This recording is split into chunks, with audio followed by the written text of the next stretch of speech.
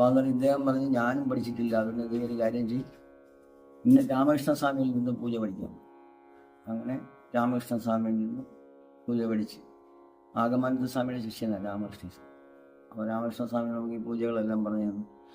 അപ്പോൾ അത് ആ പൂജയുടെ ക്രമങ്ങളും അതിൻ്റെ തലങ്ങളും എല്ലാം ഈ രാമകൃഷ്ണ സ്വാമി എന്ന് പറയുന്നത് സ്വയപ്രകാശാനന്ദ സ്വാമിയുടെ ശിഷ്യനാണ്, വിമലാനന്ദ യോഗിയുടെ ശിഷ്യൻ്റെ ശിഷ്യനാണ്.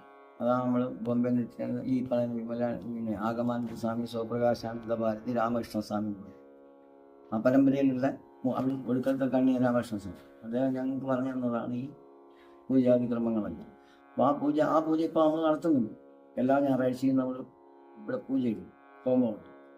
വളരെ വിശാലമായ രീതിയിൽ ഈ സമൂഹത്തിലുള്ള ഇതുപോലുള്ള എല്ലാവിധമായ രോഗനിവാരണത്തിനും